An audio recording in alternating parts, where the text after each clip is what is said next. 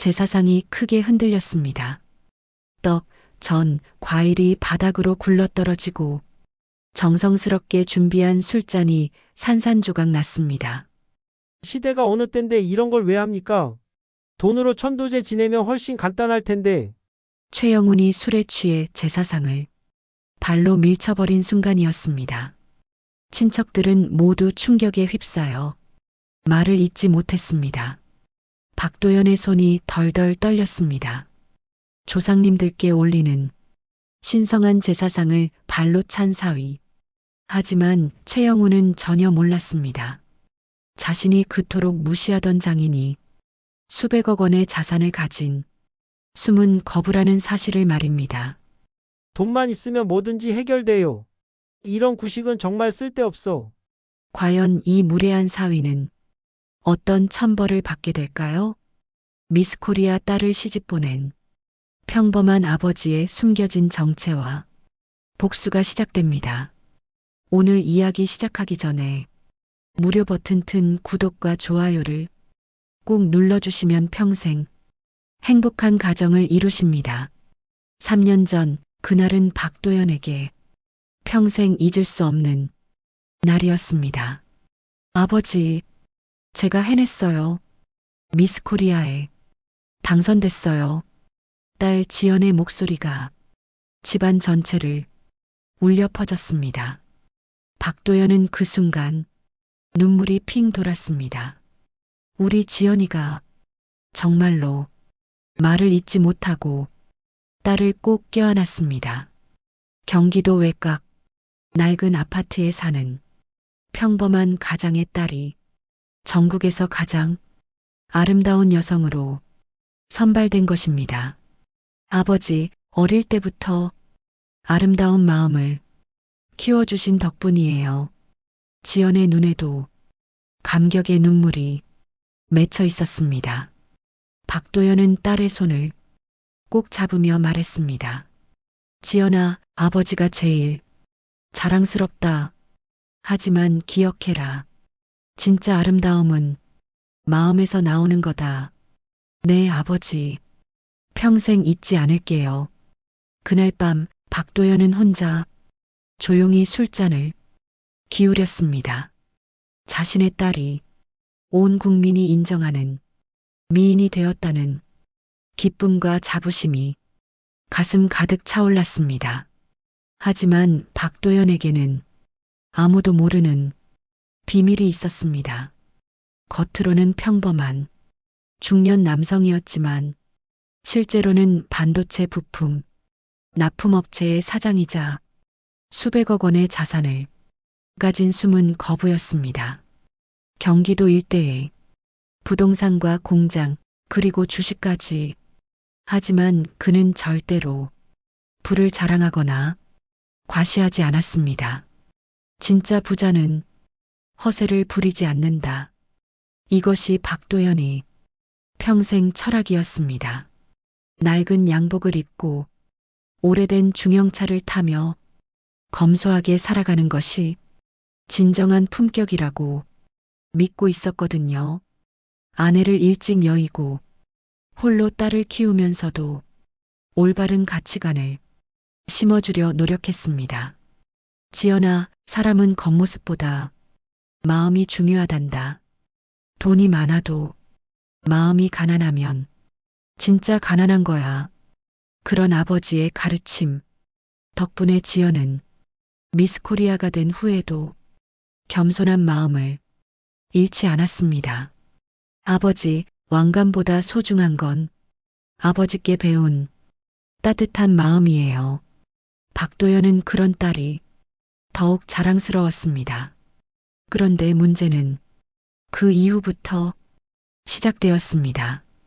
지연이 미스코리아가 되자 수많은 남자들이 몰려들기 시작했습니다.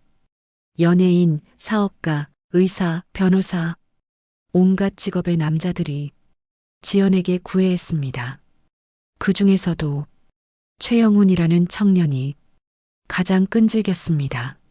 34살인 최영훈은 겉보기엔 번듯한 무역회사 직원이었습니다. 키도 크고 외모도 준수한 편이었죠. 지연 씨, 저와 함께 하시면 행복하게 해드릴게요. 매일같이 꽃다발을 들고 나타나는 최영훈에게 지연도 조금씩 마음을 열기 시작했습니다. 아버지, 영훈 오빠는 정말 저를 아껴주세요. 딸의 말을 듣는 박도연의 마음은 복잡했습니다. 딸이 좋은 사람을 만나 행복하길 바라는 마음과 뭔가 석연찮은 느낌이 교차했습니다.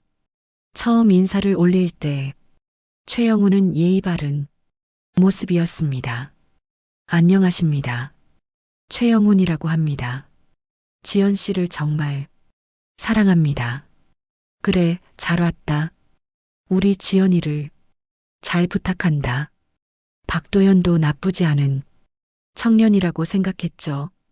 하지만 시간이 지나면서 최영훈의 본 모습이 서서히 드러나기 시작했습니다.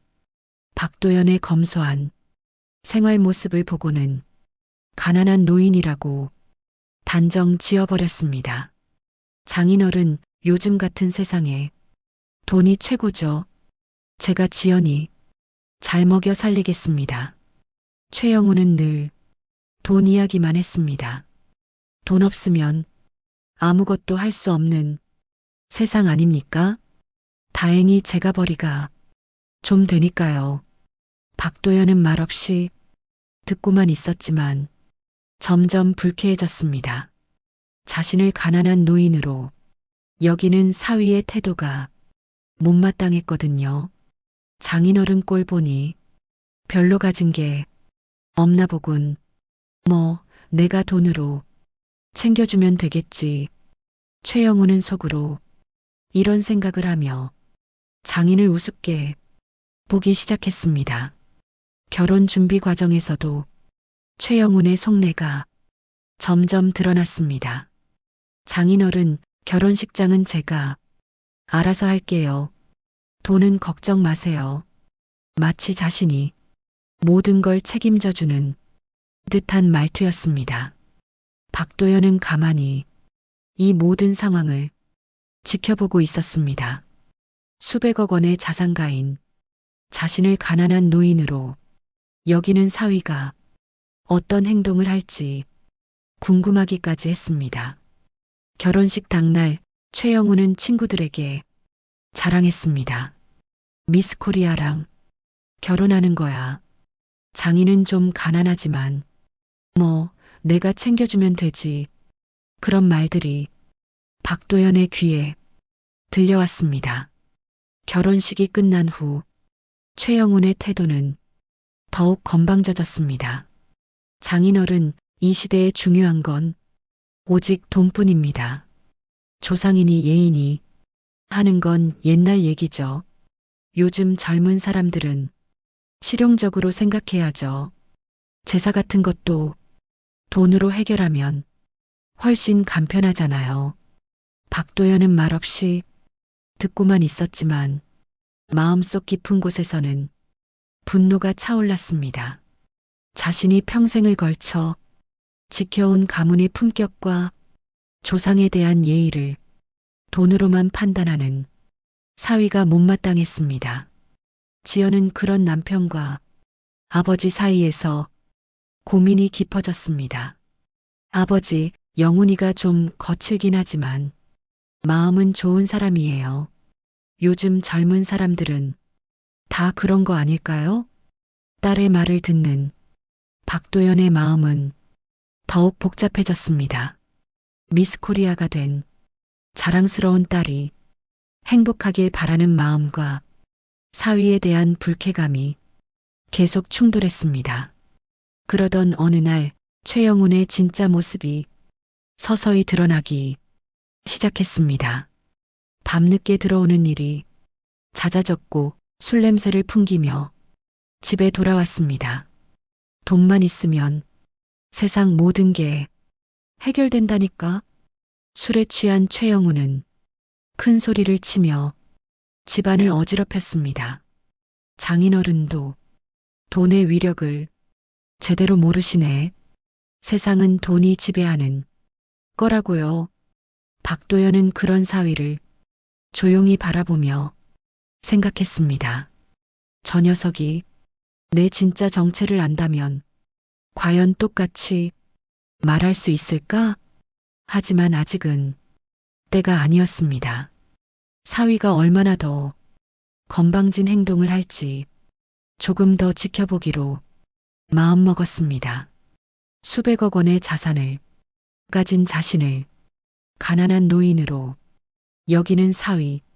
언젠가는 진실이 밝혀질 텐데 그때 최영훈이 어떤 반응을 보일지 박도연은 가만히 기다리고 있었습니다. 미스코리아 딸을 둔 자랑스러운 아버지가 사위 때문에 속을 썩이게 될 줄은 꿈에도 몰랐습니다. 평범해 보이는 이 가장의 진짜 모습이 언젠가 세상에 드러나는 날이 올 것입니다. 추석이 다가왔습니다. 박도연에게 추석은 1년 중 가장 중요한 명절이었습니다.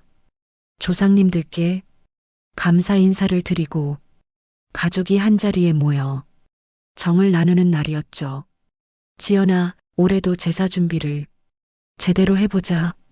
네, 아버지. 어머니가 살아계실 때 하시던 대로 준비할게요. 지연은 어머니를 일찍 여의었지만 제사 상차림은 완벽하게 알고 있었습니다. 어릴 때부터 어머니와 함께 준비했던 기억 덕분이었죠. 하지만 최영우는 제사 준비를 보며 코웃음을 쳤습니다. 또 이런 거 하시는군요. 요즘 세상에 누가 이런 걸 해요? 영훈아, 조상님께 드리는 예의야.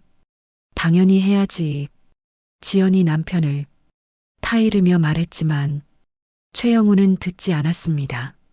지연아, 시대가 어느 땐데 아직도 이런 걸 해?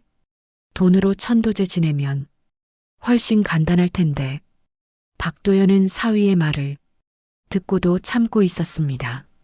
하지만 마음속으로는 분노가 끓어오르고 있었습니다. 조상을 돈으로 해결한다고? 이런 생각을 하는 놈이 우리 사위라니. 추석 당일 친척들이 하나둘씩 모여들기 시작했습니다. 박도연의 형 상우도 일찍부터 와서 제사 준비를 도왔습니다. 도연아, 올해도 정성스럽게 준비했구나.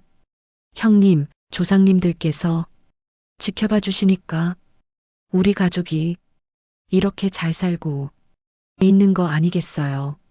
형제는 함께 제사상을 차리며 조상들에 대한 감사함을 나누었습니다. 하지만 최영우는 계속 불평만 했습니다. 이렇게 번거롭게 왜 하는지 모르겠어요. 돈으로 해결하면 다 끝나는 걸. 친척들도 최영훈이 말을 듣고 어이없어 했습니다. 저 사람이 지연이 남편이야? 미스코리아 사위라던데 예의가 없네. 작은 목소리로 수군거리는 소리가 최영훈의 귀에 들려왔습니다. 하지만 그는 전혀 개의치 않았습니다. 오히려 더 큰 소리로 자신의 생각을 말하기 시작했습니다. 요즘 시대에 이런 구식은 정말 의미 없어요. 효율적으로 살아야죠. 박도연은 꾹 참으며 제사 준비를 계속했습니다. 음식을 하나하나 정성스럽게 차리며 조상님들을 생각했습니다. 조상님들, 올해도 우리 가족을 지켜봐 주세요. 저 사위놈이 버릇없는 행동도 용서해 주시고요. 제사상이 완성되자 가족들이 모두 모여들었습니다. 박도연이 제주가 되어 첫 번째 절을 올렸습니다. 조상님들, 올해도 무사히 추석을 맞이할 수 있게 해주셔서 감사합니다.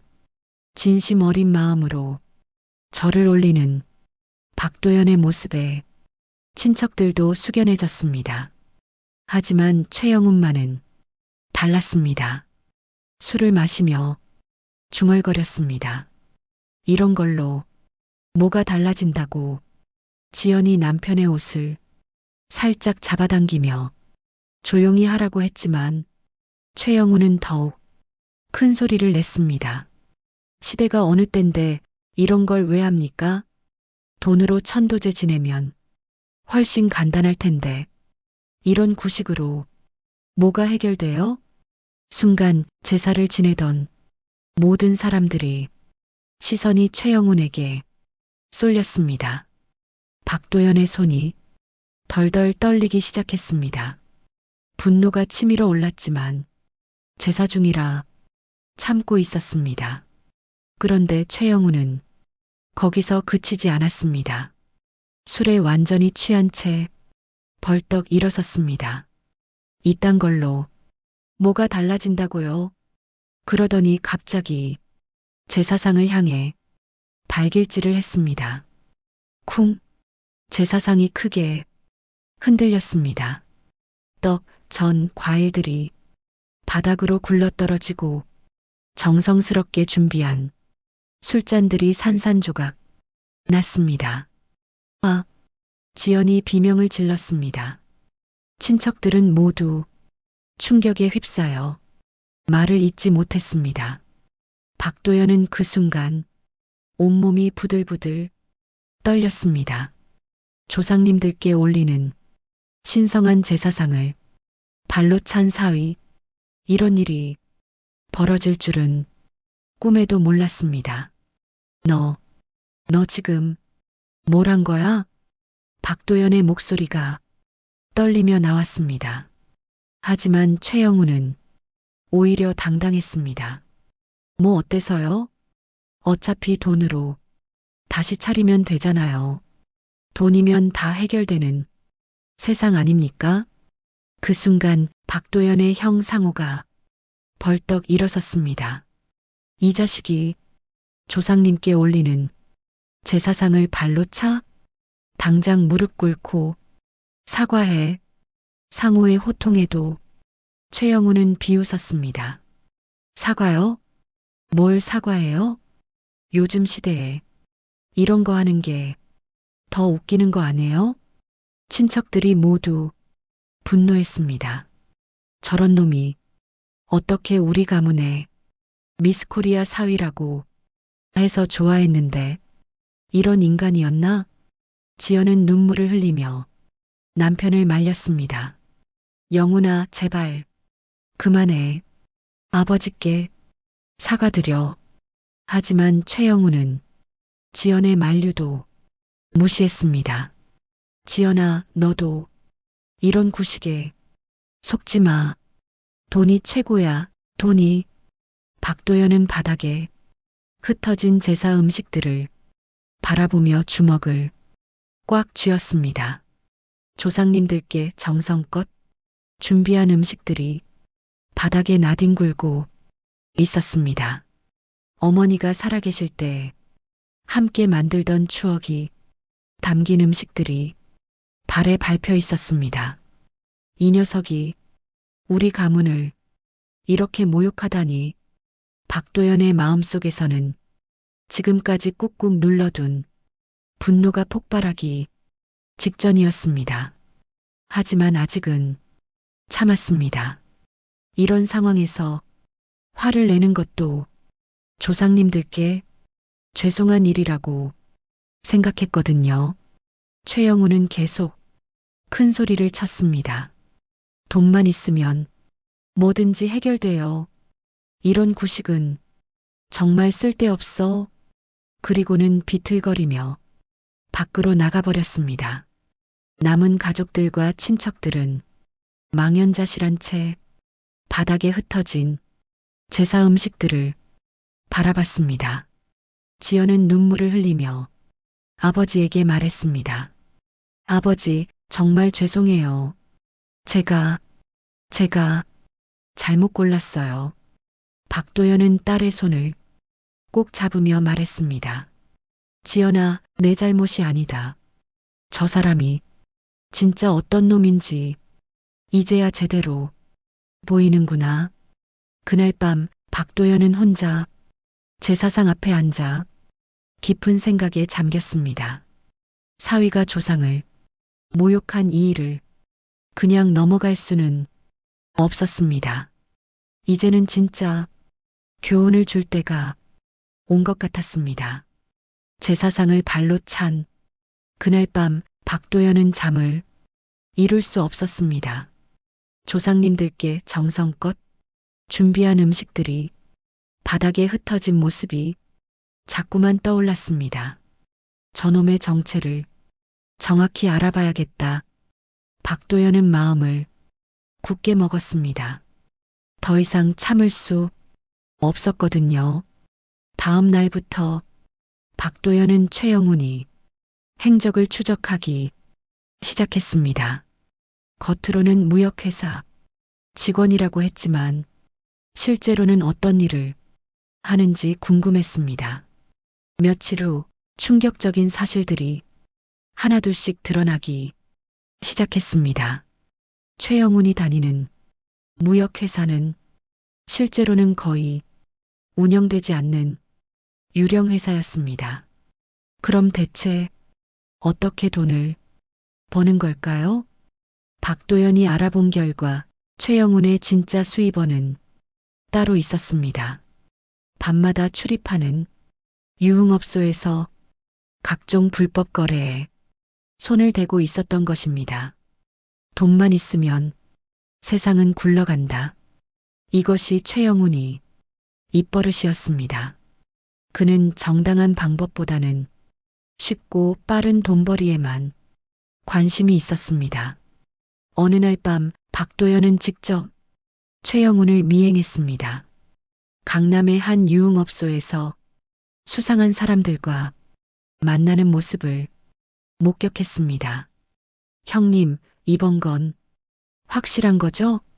최영훈이 상대방에게 비굴하게 굽실거리며 말하는 모습이 박도연의 눈에 들어왔습니다.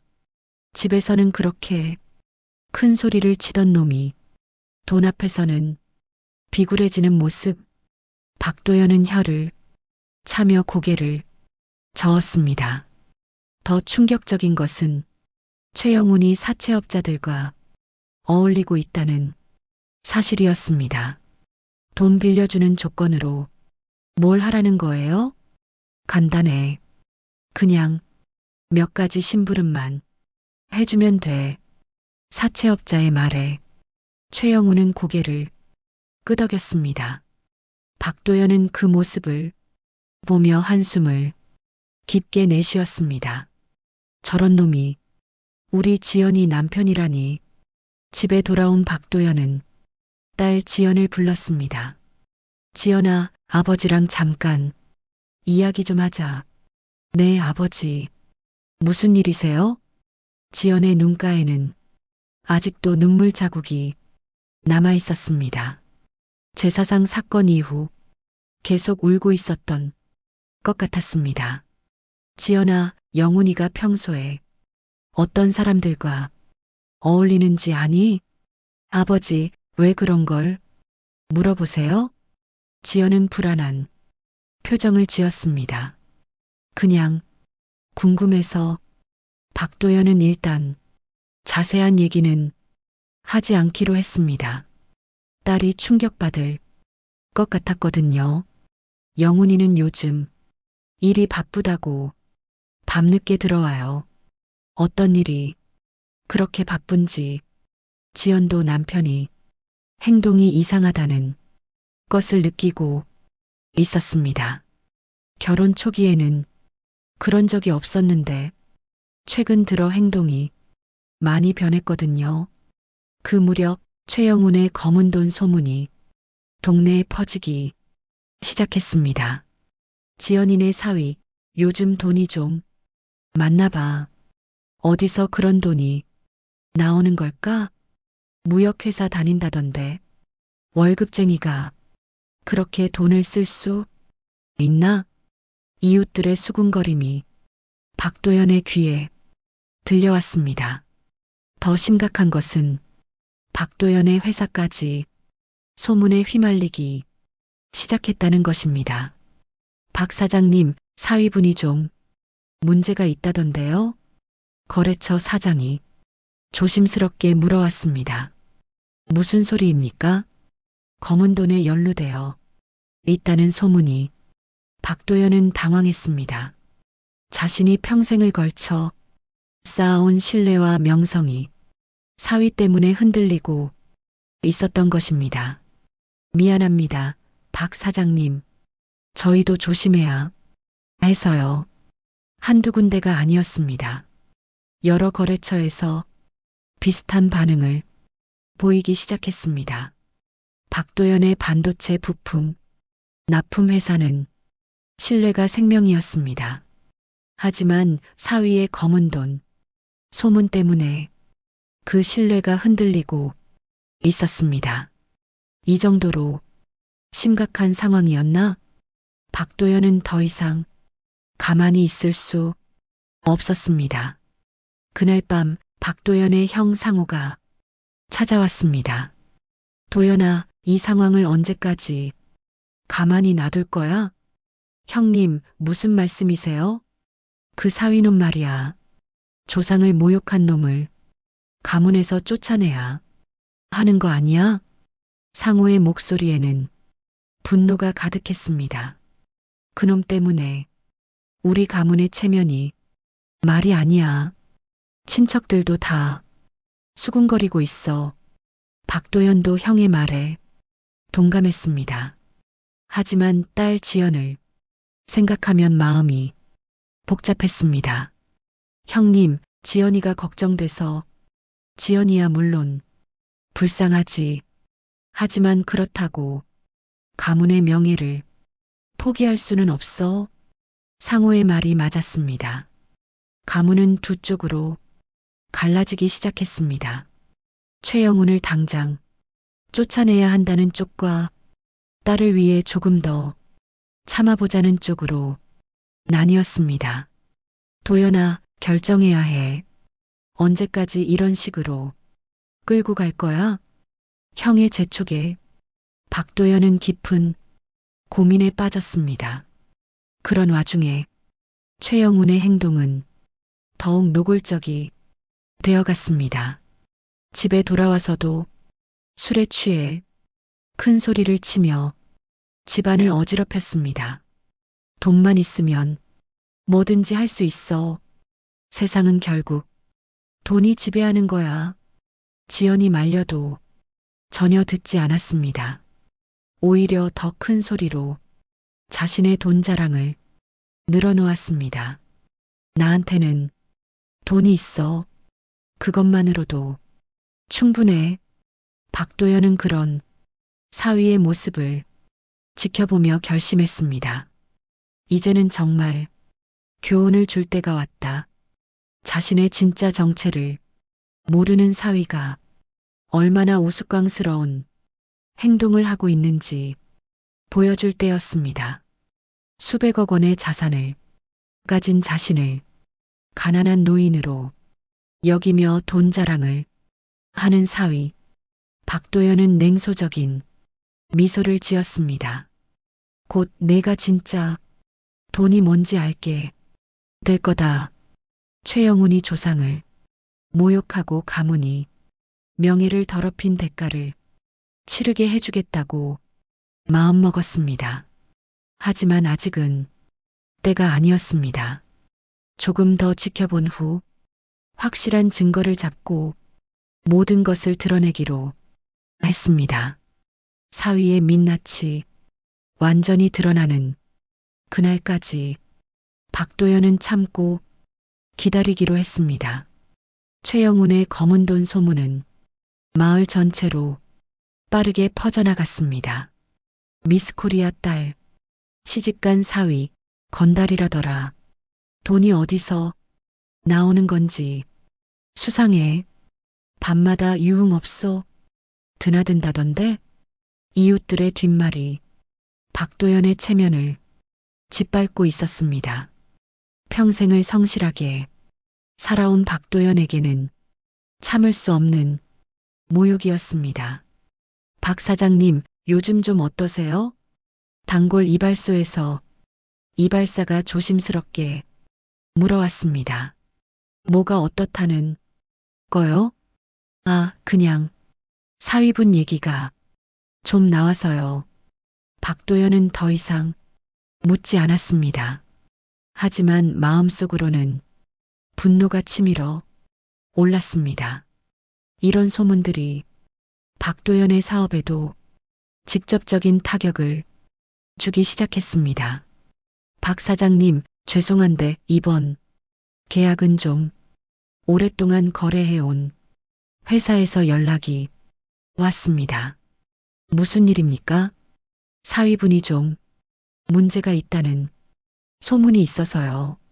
저희 회사 이미지도 있고 박도연은 전화를 끊고 주먹을 꽉 쥐었습니다.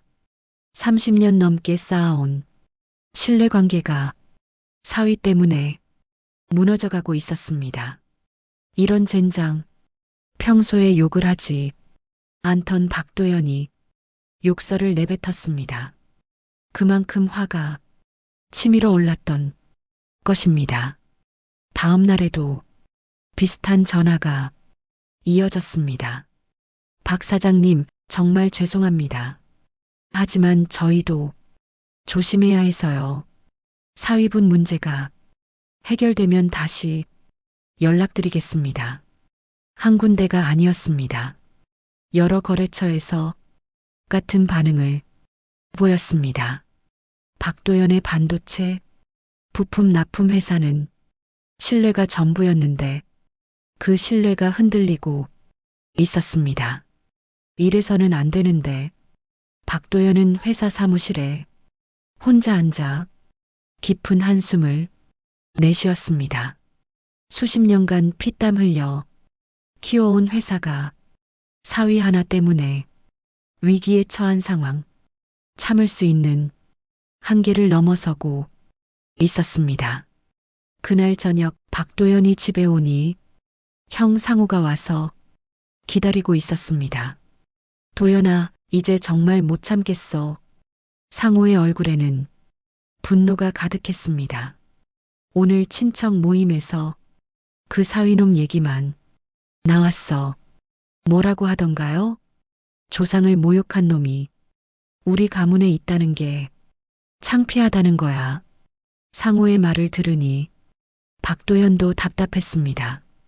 특히 큰 고모가 화를 많이 내시더라. 그 사위놈을 당장 쫓아내지 않으면 가문에서 나가겠다고 하셨어.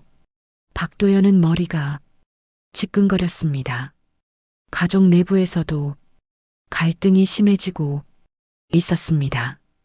형님, 그렇다고 지연이를 어떡하라고요? 지연이야 물론 불쌍하지만 가문의 명예가 더 중요해. 조상을 발로 찬 놈을 그냥 둘 수는 없어. 상우의 목소리에는 확고한 신념이 담겨 있었습니다. 도연아, 결단을 내려야 해. 언제까지 이런 식으로 끌고 갈 거야? 박도연은 형의 말에 대답하지 못했습니다. 딸을 생각하면 마음이 아팠지만 가문의 명예도 소중했거든요. 며칠 후 더 심각한 문제가 터졌습니다. 최영훈의 사채 문제가 본격적으로 드러나기 시작한 것입니다. 박도연 씨 댁 맞나요? 어느 날 저녁 험상궂은 남자들이 집 앞에 나타났습니다. 누구세요? 최영훈 씨. 장인어른이시죠? 최영훈이가. 왜요? 돈 빌려간 거 아직 안 갚았어요. 박도연은 깜짝 놀랐습니다. 사채업자들이 집까지 찾아온 것입니다. 얼마나 빌렸는데요?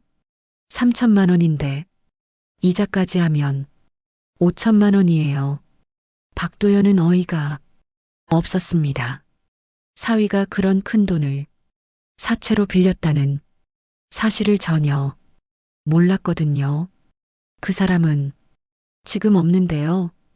그럼 가족이 대신 갚아야죠. 연대보증을 섰거든요. 박도연은 머리가 하얘졌습니다. 연대보증? 그런 걸 언제 섰다는 건가요? 잠깐, 제가 언제 연대보증을 최영훈 씨가 장인어른 도장을 가져왔어요. 여기 서류가 있는데요. 사채업자가 내민 서류를 보니 정말로 박도연이 도장이 찍혀 있었습니다. 이건 제가 찍은 게 아닙니다. 하지만 여기 도장이 있잖아요.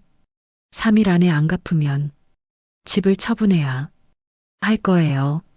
사채업자들은 협박을 하고 갔습니다. 박도연은 그 자리에 주저앉았습니다. 사위가 자신의 도장을 몰래 가져다가 연대보증을 섰다는 것이 믿어지지 않았습니다. 이런 젠장할 박도연은 주먹으로 벽을 쳤습니다. 그날 밤 최영훈이 술에 취해 집에 들어왔습니다. 영훈아, 박도연이 큰 소리로 불렀습니다. 네, 장인어른. 너 사채 얼마나 빌렸어? 아, 그거요? 별거 아니에요. 최영훈은 대수롭지 않다는 듯이 말했습니다. 별거 아니라고? 5천만 원이 별거 아니야? 장인어른, 걱정 마세요. 곧 갚을 거예요. 어떻게 갚는데? 돈 벌 방법이 있어요. 최영훈의 말에는 확신이 없었습니다. 그리고 내 도장을 언제 가져갔어? 아, 그거요? 잠깐 빌렸을 뿐이에요. 연대보증을 서려면 미리 말을 했어야지. 박도연의 목소리가 점점 커졌습니다. 장인어른, 요즘 세상에 그런 걸로 뭐 어때서요? 돈만 갚으면 되는 거 아닙니까? 최영훈은 여전히 돈으로 모든 걸 해결할 수 있다고 생각하고 있었습니다. 너 정말. 박도연은 분노로 몸이 떨렸습니다. 하지만 최영훈은 전혀 반성하지 않았습니다. 장인어른도 돈의 위력을 모르시는군요. 세상은 돈이 지배하는 거예요. 그 순간 박도연의 참을성이 한계에 달했습니다. 자신을 가난한 노인으로 여기며 돈 타령을 하는 사위. 더 이상 참을 수 없었습니다. 좋아, 내가 돈을 그렇게 좋아한다면. 박도연의 눈빛이 차갑게 변했습니다. 진짜 돈이 뭔지 보여주마. 최영훈은 장인의 말을 듣고도 비웃었습니다. 진짜 돈이요? 장인어른이 뭘 아신다고. 하지만 박도연은 더 이상 말하지 않았습니다. 이제는 행동으로 보여줄 때였습니다. 수백억 원의 자산가인 자신의 진짜 모습을 사위에게 보여주고 제대로 된 교훈을 줄 때가 온 것입니다. 사채업자들이 다녀간 후 최영훈은 위기감을 느끼기 시작했습니다. 이제까지는 적당히 둘러댈 수 있었지만 이번에는 달랐습니다. 5천만 원이라는 큰 돈을 3일 안에 갚아야 했거든요. 어떻게 하지? 최영훈은 방안을 오가며 고민했습니다. 그러다가 문득 한 가지 생각이 떠올랐습니다. 그래, 장인어른께 도움을 요청해보자. 하지만 최영훈은 여전히 박도연을 가난한 노인으로 생각하고 있었습니다. 장인어른이 얼마나 가지고 계실까? 기껏해야 몇백만 원 정도겠지. 그래도 급한 불을 끄는 데는 도움이 될 것 같았습니다. 다음 날 아침 최영훈은 일찍 일어나 박도연을 찾았습니다. 장인어른, 말씀드릴 게 있어요. 뭔데? 박도연의 목소리는 차갑기만 했습니다. 어제 사채업자 일로 화가 아직 풀리지 않았거든요. 어제 그 일 말이에요. 최영우는 비굴한 표정을 지으며 말을 꺼냈습니다. 돈 좀 보태주시면 다 해결됩니다. 얼마나? 5천만 원이요. 박도연은 코웃음을 쳤습니다. 자신을 가난한 노인으로 여기는 사위가 5천만 원을 달라고 하는 것이 우스웠습니다. 5천만 원을 어디서 구하라고? 장인어른, 세상은 결국 돈 아닙니까? 최영우는 여전히 돈이면 모든 게 해결된다고 생각하고 있었습니다. 돈만 있으면 뭐든지 할 수 있어요. 조상님도 돈으로 모실 수 있고요. 박도연은 그 말을 듣고 화가 치밀어 올랐습니다. 또 조상 이야기를 돈과 연결시키는 사위가 밉살스러웠습니다. 너 정말 끝까지 그런 소리만 할 거냐? 장인어른, 현실을 보세요. 요즘 세상에 돈 없으면 아무것도 할 수 없어요. 최영우는 박도연을 설득하려고 애썼습니다. 제가 돈을 벌어서 온 가족이 잘 살면 되는 거 아닙니까? 어떻게 돈을 번다는 거냐? 박도연이 물었습니다. 방법이 있어요. 확실한 방법이. 최영훈의 눈빛에는 욕심이 가득했습니다. 어차피 돈만 있으면 뭐든지 해결되니까 크게 걱정 안 해도 돼요. 그 순간 박도연의 눈빛이 얼음처럼 차가워졌습니다. 내가 돈을 아느냐? 네, 내가 묻는다. 내가 진짜 돈을 제대로 아느냐? 박도연의 목소리에는 지금까지 없던 위압감이 담겨 있었습니다. 최영우는 갑자기 달라진 장인의 분위기에 당황했습니다. 장인어른, 무슨 말씀이세요? 내 발로 찬 제사상 위에 내가 쌓아 올린 진짜 돈이 있다. 박도연의 말에 최영우는 의아해했습니다. 진짜 돈이요? 그래, 진짜 돈. 박도연은 천천히 일어나서 안방으로 향했습니다. 그리고 서랍에서 몇 장의 서류를 꺼내왔습니다. 이게 뭔지 아냐? 박도연이 내민 서류를 보고 최영우는 눈을 크게 떴습니다. 이게 뭐예요? 부동산 등기부등본이다. 서류에는 경기도 일대의 땅과 건물들이 박도연 명의로 등록되어 있었습니다. 그리고 이것도 봐라. 박도연이 또 다른 서류를 내밀었습니다. 주식 계좌잔고 증명서였습니다. 수십억 원의 주식이 박도연 명의로 되어 있었습니다. 이런 게 진짜예요? 최영우는 믿을 수 없다는 표정이었습니다. 물론 진짜다. 박도연은 침착하게 말했습니다. 그리고 이것도 있다. 이번에는 회사 등기부등본을 내밀었습니다. 반도체 부품 납품 회사의 대표이사가 박도연으로 되어 있었습니다. 연 매출 100억 원이 넘는 회사의 사장이다. 최영우는 그 자리에서 주저앉을 뻔했습니다. 자신이 그토록 무시하던 장인이 수백억 원의 자산을 가진 거부였다는 사실이 믿어지지 않았습니다. 장인어른이 이런 분이셨어요? 놀랐느냐? 박도연의 목소리는 여전히 차가웠습니다. 내가 가난한 노인이라고 무시하던 그 사람이 바로 나다.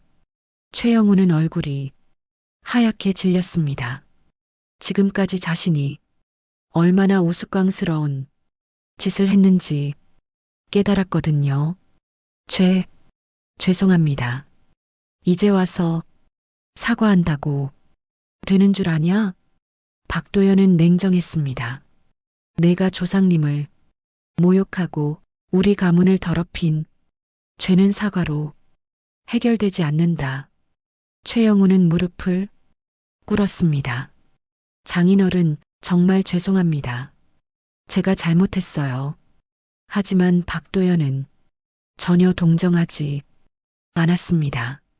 너는 지금까지 돈이 최고라고 했지?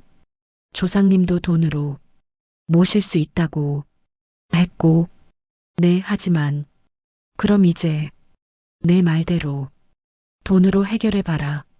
박도연은 차갑게 말했습니다. 5천만 원 정도는 용돈 수준이니까 내가 알아서 해결하면 된다. 최영우는 절망했습니다. 장인이 수백억 원이 부자라는 사실을 알았지만 도움을 받을 수는 없는 상황이었습니다. 장인어른, 제발 도와주세요. 왜 도와줘야 하지? 내가 그렇게 돈을 잘 안다면서 5천만 원 하나 못 구해? 박도연의 말에 최영우는 할 말이 없었습니다. 지연이 생각해서라도, 지연이? 내가 지연이를 생각한 적이 있나? 박도연의 목소리가 점점 커졌습니다. 조상님을 모욕하고 가문을 더럽힌 놈이 지금 와서 지연이 얘기를 하나? 최영우는 더 이상 할 말이 없었습니다. 자신의 모든 행동이 부메랑이 되어 돌아오고 있었습니다. 내가 그렇게 믿는 돈으로 알아서 해결해라. 박도연은 서류들을 다시 정리하며 말했습니다. 내가 가진 돈은 내 같은 놈에게 쓸 돈이 아니다.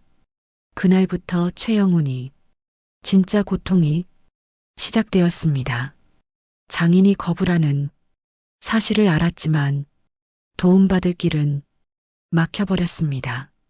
사채업자들의 독촉은 날이 갈수록 심해졌고 최영우는 점점 궁지로 몰려갔습니다. 돈이 최고라고 했지? 박도연은 혼잣말로 중얼거렸습니다. 이제 진짜 돈이 무서움을 알게 될 거다. 박도연의 진짜 정체가 드러난 후 집안 분위기는 완전히 바뀌었습니다. 최영우는 며칠째 말을 제대로 하지 못했습니다.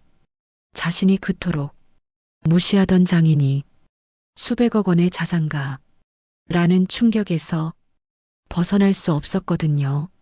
어떻게 이런 일이?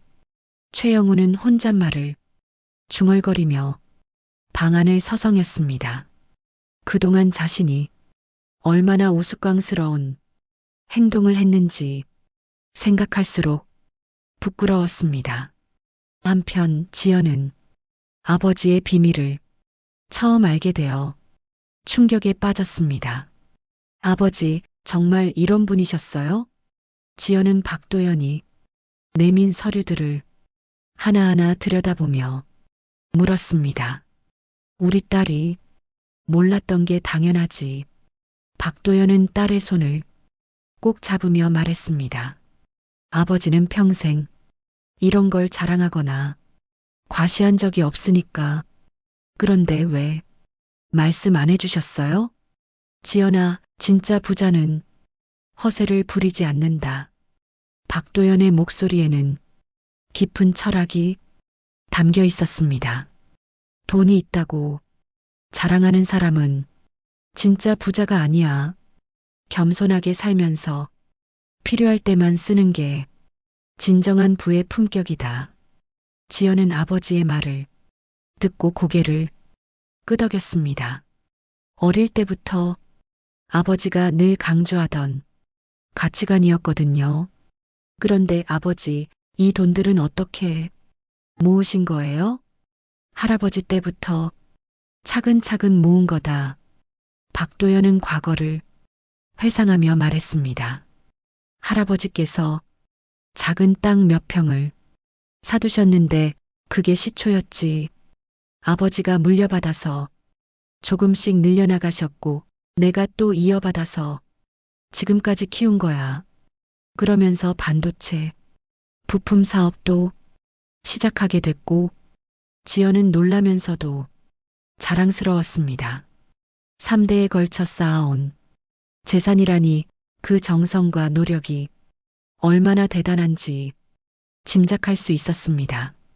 아버지, 그럼 우리가 부자였던 거네요? 부자라는 표현보다는 조상님들의 덕분에 넉넉하게 산 거지. 박도연은 여전히 겸손했습니다. 이건 다 조상님들이 지켜온 덕분이다. 그래서 제사를 정성껏 모시는 거고 허세 부릴 이유가 전혀 없지. 지연은 아버지의 말을 들으며 눈물이 글썽했습니다. 이런 대단한 분을 아버지로 둔 자신이 얼마나 행운인지 새삼 깨달았거든요. 아버지, 정말 존경해요. 우리 지연이가 이렇게 훌륭하게 자란 것도 다 이런 가치관 덕분이야. 박도연은 딸을 자랑스럽게 바라봤습니다. 미스 코리아가 된 것도 겉모습보다 마음이 아름다워서 가능한 일이었지. 그때 최영훈이 방에서 나왔습니다. 며칠 동안 충격에 빠져있던 그의 얼굴은 말이 아니었습니다. 장인어른, 최영훈의 목소리는 떨리고 있었습니다. 뭐야? 박도연의 목소리는 여전히 차가웠습니다. 정말 죄송합니다. 최영훈은 무릎을 꿇으며 말했습니다. 제가 너무 잘못했어요. 장인어른을 무시하고 조상님께 예의 없이 굴고 이제 와서 사과한다고 용서받을 수 있을 거라고 생각하나? 박도연의 말에 최영훈은 고개를 들 수 없었습니다. 하지만 제발 한 번만 봐주세요. 왜 봐줘야 하지? 지연이 때문에라도 내가 지금까지 지연이를 위해 한 게 뭐가 있나? 박도연의 추궁에 최영훈은 할 말이 없었습니다. 정말로 자신이 지연이를 위해 한 일이 없었거든요. 제가 잘못 생각했어요. 돈이 전부라고 생각했는데 진짜 중요한 건 따로 있었네요. 최영훈의 말을 듣고 박도연은 씁쓸하게 웃었습니다. 지금 와서 깨달아도 늦었어. 내가 조상님을 모욕한 죄는 돈으로 갚을 수 없는 일이다. 최영훈은 더욱 절망했습니다.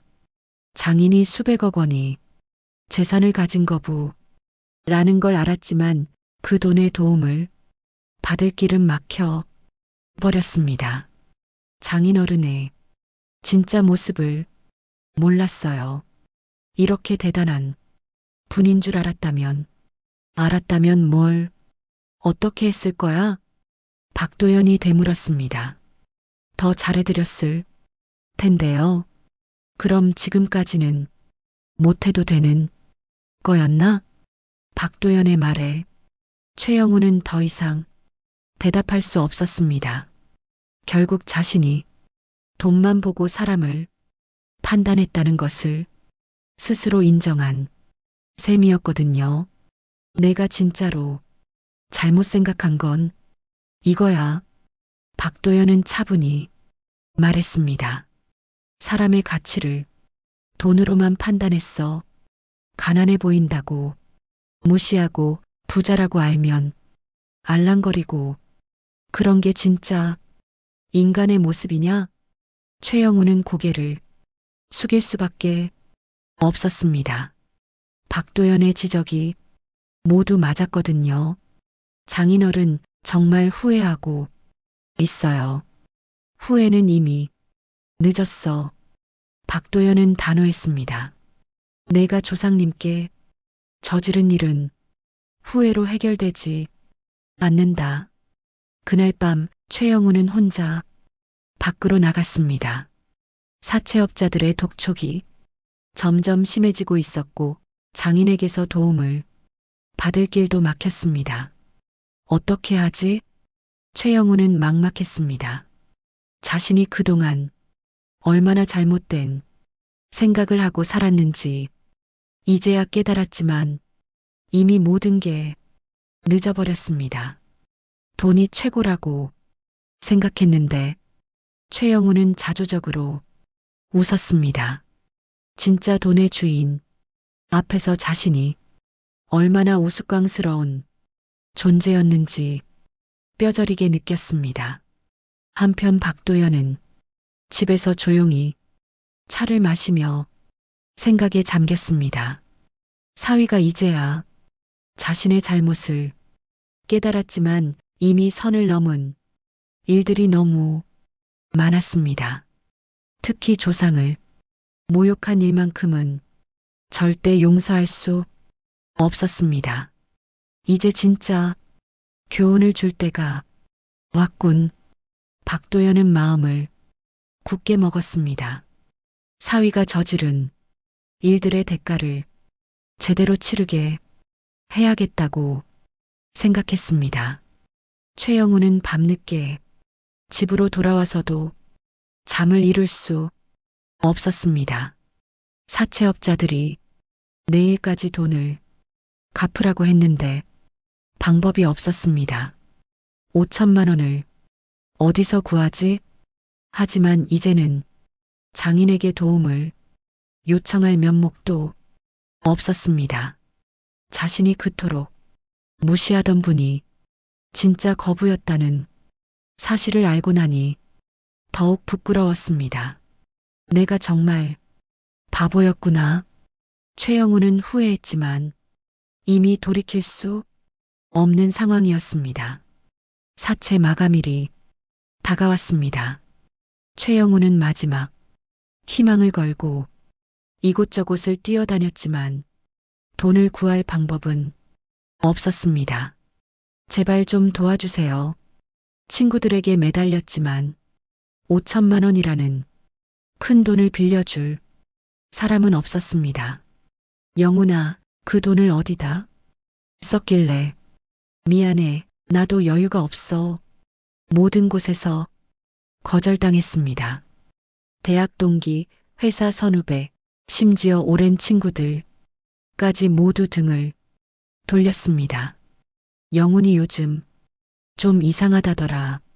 사채까지 쓰면서 뭘 하는 거야?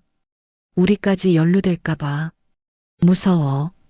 친구들의 차가운 반응에 최영우는 절망했습니다.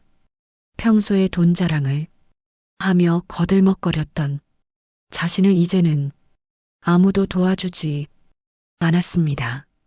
그러던 중 최영우는 위험한 제안을 받게 됩니다.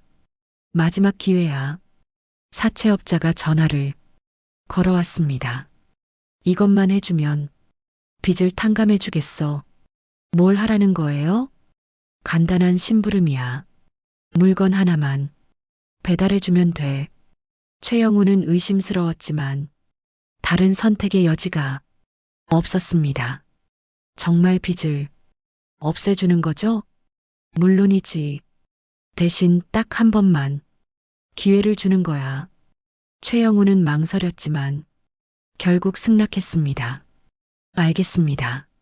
하겠어요. 그날 밤 최영우는 사채업자가 지정한 장소로 향했습니다. 강남의 한 빌딩 지하 주차장이었습니다. 여기서 뭘 하라는 거지? 어둠 속에서 수상한 남자들이 나타났습니다. 최영훈 맞지? 네, 맞습니다. 이걸 저기까지 가져다 주기만 하면 돼. 남자가 건넨 가방은 상당히 무거웠습니다. 이게 뭐예요? 묻지 말고 그냥 가져다 주기만 해. 최영우는 불안했지만 빚에서 벗어나고 싶은 마음이 더 컸습니다. 어디로 가져가면 되죠? 인천 앞바다. 부두야. 거기서 누가 기다리고 있을 거야. 최영우는 가방을 받아들고 차에 올랐습니다. 하지만 그것은 완전한 함정이었습니다. 경찰이 이미 수사망을 펼치고 있었거든요. 인천 부두에 도착하자 사방에서 경찰들이 나타났습니다. 경찰이다. 모두 꼼짝 마. 갑자기 쏟아진 사이렌 소리에 최영우는 당황했습니다. 뭐예요? 저는 아무것도. 최영훈 씨, 체포영장이 나왔어요. 경찰관이 수갑을 채우며 말했습니다. 사기, 공갈, 불법 자금 세탁.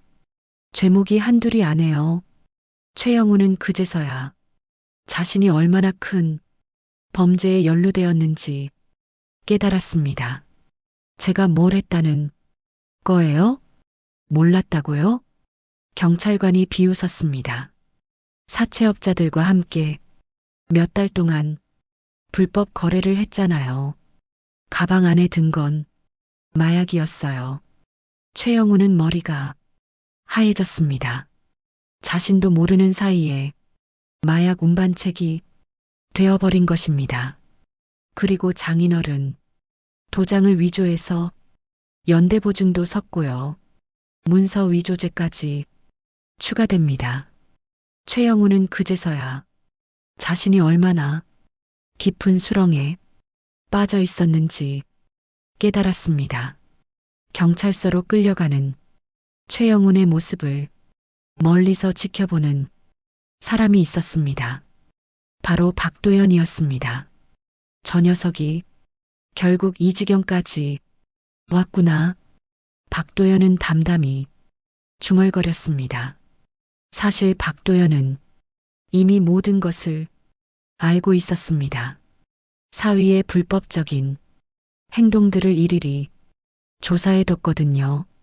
심지어 경찰에 제보까지 한 상태였습니다. 조상님을 모욕한 죄의 대가를 치르는 거다. 박도연은 차갑게 말했습니다. 천벌이 내린 거야. 소식을 들은 지연이 경찰서로 달려왔습니다. 아버지, 영훈이가 왜 이런 일에 눈물범벅이 된 지연의 모습을 보며 박도연은 마음이 아팠습니다. 하지만 이미 선택한 길이었습니다. 지연아, 이제야 저놈이 진짜 모습이 드러난 거다. 박도연은 딸을 위로하며 말했습니다. 내가 잘못한 게 아니니까 자책하지 마라. 하지만 아버지, 지연아, 저놈이 저지른 일은 한두 가지가 아니야. 박도연은 단호했습니다. 조상님을 모욕하고 불법적인 돈거래에 손을 댔어. 마약까지 운반하고 도장을 위조했다. 우리 가문의 명예를 더럽힌 죄는 용서받을 수 없다. 그때 최영훈이 경찰에게 끌려 나왔습니다. 수갑에 채워진 그의 모습을 보고 지연은 더욱 울음을 터뜨렸습니다. 지연아, 나 좀 도와줘. 최영훈이 절규했지만 지연은 고개를 돌렸습니다. 남편이 이런 사람이었다는 사실을 받아들일 수 없었습니다. 장인어른, 제발 한 번만. 최영훈이 박도연을 향해 소리쳤습니다. 저는 몰랐어요. 정말 몰랐다고요. 박도연은 천천히 최영훈에게 다가갔습니다. 주변에는 기자들과 구경꾼들이 몰려들어 왁자지껄했습니다. 내가 발로 찬 건 제사상이 아니라 우리 가문의 뿌리다. 박도연의 목소리는 얼음처럼 차가웠습니다. 그 뿌리를 모욕한 자는 반드시 무너진다. 돈이 최고라고 했지? 조상님도 돈으로 모실 수 있다고 했고, 이제 내가 믿는 그 돈이 너를 구해주는지 봐라. 최영우는 절망적인 표정으로 고개를 숙였습니다. 장인어른의 말씀이 맞았습니다. 저는 정말 잘못했어요. 돈이 전부가 아니었어요. 조상님께 죄송합니다. 하지만 이미 모든 것이 늦었습니다. 내가 조상님께 저지른 일의 대가다. 박도연은 마지막으로 말했습니다. 이제야 진짜 천벌이 내린 거야. 경찰차가 출발하자 최영훈의 모습이 사라졌습니다. 구경하던 사람들이 수군거렸습니다. 천벌이구나. 조상님을 모욕한 대가를 치르는 거야. 역시 하늘이 다 보고 계시는구나. 돈만 믿고 살더니 결국 저렇게 되는군. 박도연은 그런 말들을 들으며 고개를 끄덕였습니다. 정말로 천벌이 내린 것이었습니다. 지연은 아버지의 품에 안겨 눈물을 흘렸습니다. 아버지, 제가 너무 어리석었어요. 사람을 제대로 보지 못했어요.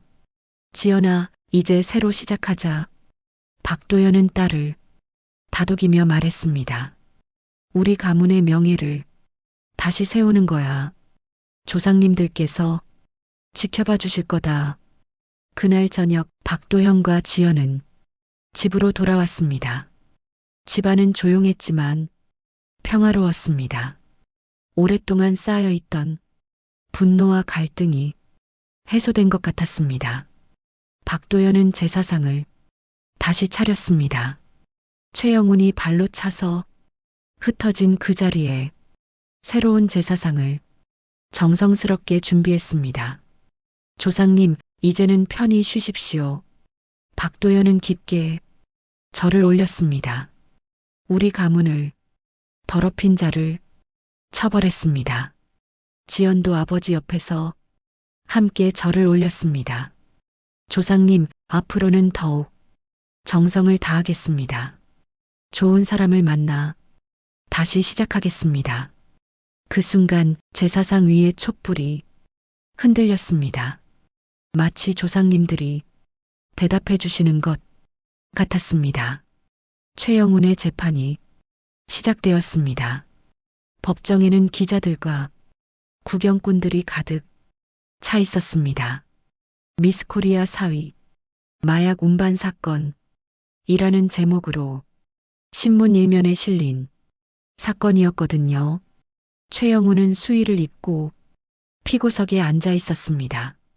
한 달 전까지 돈 자랑을 하며 거들먹거렸던 그의 모습은 온데간데 없었습니다. 피고인 최영훈은 마약 운반, 사기, 공갈, 문서 위조 등 총 15개 죄목으로 기소되었습니다.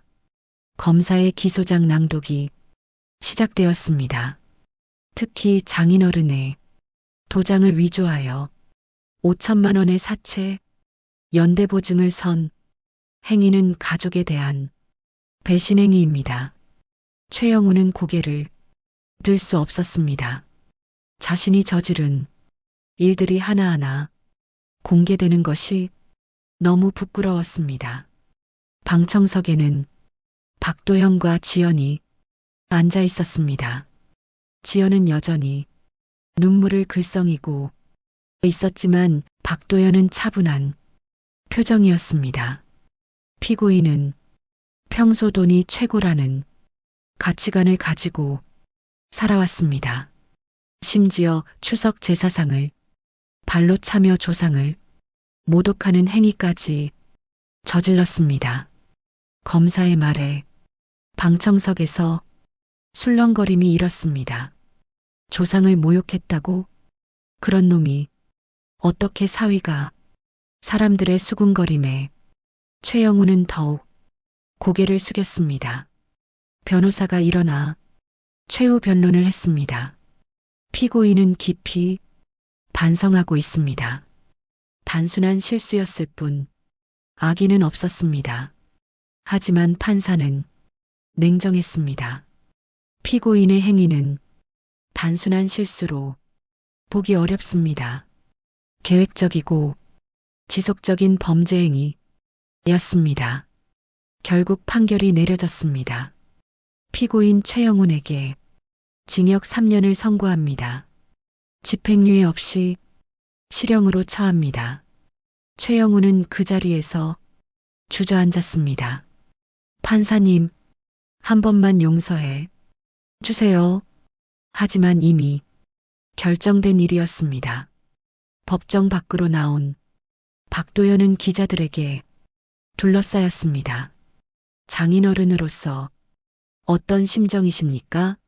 사위의 행동에 대해 어떻게 생각하십니까? 박도연은 침착하게 대답했습니다. 사람은 돈으로 판단되는 것이 아닙니다. 진짜 중요한 것은 마음과 인격입니다. 조상을 공경하고 가족을 사랑하는 것이 진정한 부의 의미입니다. 기자들은 박도연이 말에 감동받았습니다. 그럼 사위를 용서하실 건가요? 용서는 본인이 진심으로 뉘우칠 때 가능한 일입니다.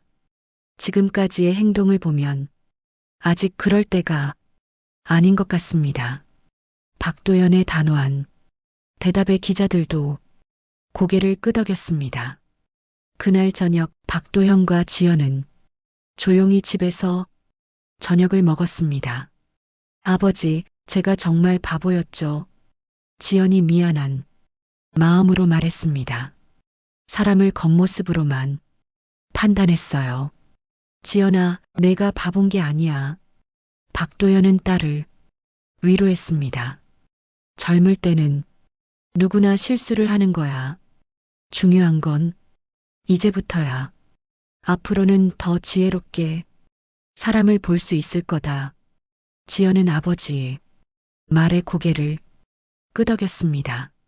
아버지 덕분에 정말 많이 배웠어요. 돈보다 중요한 게 있다는 것도 알았고요. 며칠 후 박도연은 회사에 출근했습니다. 최영훈 사건 이후 오히려 거래처에서 더 신뢰를 보내왔습니다. 박 사장님께서 정말 대단하신 분이네요. 사위 때문에 힘드셨을 텐데 잘 처리하셨어요. 역시 인격이 훌륭한 분이시군요. 박도연은 겸손하게 인사했습니다. 과찬의 말씀입니다.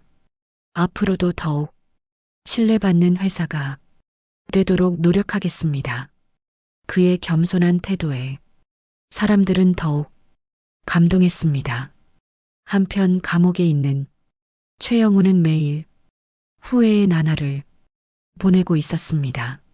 내가 정말 어리석었구나. 차가운 감방에서 지난 일들을 반성했습니다.